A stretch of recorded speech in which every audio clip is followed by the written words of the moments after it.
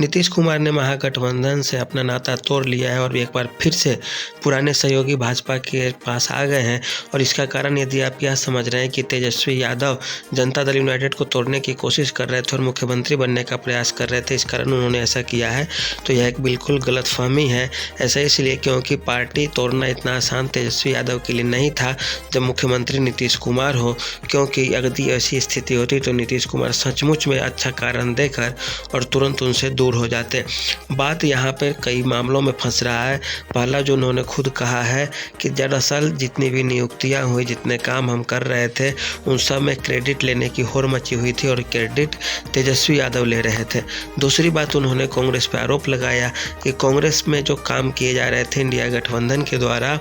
वे दरअसल धीरे धीरे किए जा रहे थे जिसका कोई फर्क नहीं पड़ने वाला था। इस कारण उन्होंने किया, लेकिन इन दोनों कारणों के अलावा भी कई अन्य कारण थे जिससे लेकर नीतीश कुमार को भाजपा की शरण में आनी पड़ी। दरअसल नीतीश कुमार के पास जो विधायकों की संख्या है वह तीसरे नंबर पर अर्थात केवल 45 है। इससे ज़्यादा 79 लगभग राजद के पास है और 78 भाजपा के पास है और 45 नीतीश कुमार के पास है। अब कारण एक यह बन रहा था कि तेजस्वी यादव कांग्रेस और कम्युनिस्ट पार्टी मिला के लगभग 114-15 विधायक जमा कर लिए थे और उन्हें ज़रूरत थी केवल 6-7 की। अब ये 7 विधायक केवल जदयू से ही टूटते या भाजपा से भी टूट सकते थे यदि चाहते तो। ऐसी स्थिति में नीतीश कुमार ने सोचा कि हमारी पार्टी अभी अल्पमत में जा रही है और उनकी पार्टी के 1-2 नेता थोड़ा बहुत इधर उधर भी कर रहे थे बार बार। इस कारण उन्होंने उन नेताओं से बातचीत किया, आपस में उन्हें कॉन्फिडेंस में लिया और इसी को आधार बनाकर उन्होंने राज्यपाल से मुलाकात की कि स्थिति अब किसी समय बिगड़ सकती थी। यह ज़रूर था कि जब तक लोकसभा चुनाव नहीं हो जाते तब तक नीतीश कुमार की पार्टी तो बची रह ही जाती। नीतीश कुमार की पार्टी को अभी तत्काल कोई खतरा था नहीं, खतरा था तो लोकसभा चुनाव के बाद, लेकिन लोकसभा चुनाव के बाद जो खतरा होता उसे नीतीश कुमार ने पहले ही भांप लिया,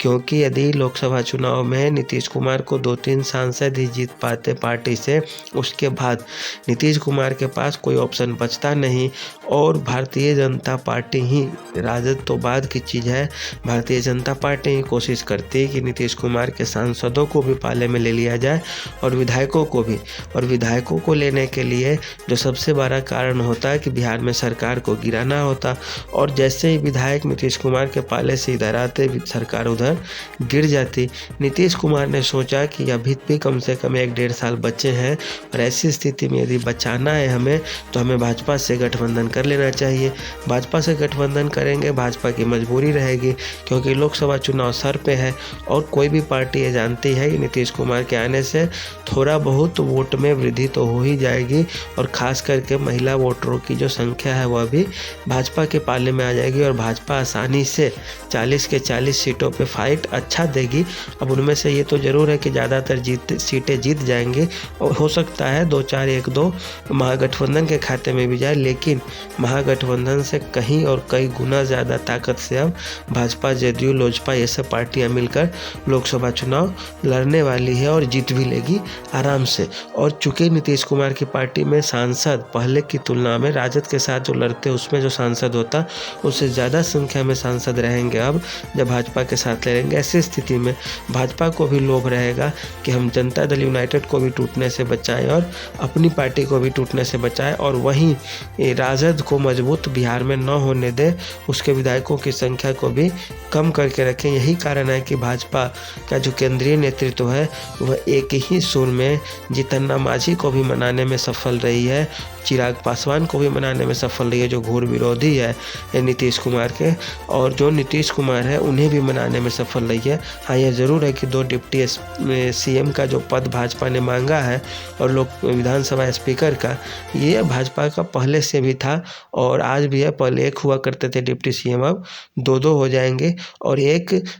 भूमिहार समाज से आते हैं विजय सिन्हा जो उपेक्षित खुद को समझ रहा था, और दूसरे जो है कुशवाहा जाति से आते हैं। तो ये दोनों मिलके भी एक नई राजनीति भाजपा इस बहाने शुरू कर सकती है और नीतीश कुमार के लिए भी अच्छा होगा, चूँकि इन लोगों के साथ नीतीश कुमार ने काम किया और अब केंद्रीय नेतृत्व तो भाजपा के समर्थन से जदयू को बचाने में भी उन्हें थोड़ी आसानी होगी। तो असल कारण यही है। आज के लिए इतना ही, धन्यवाद।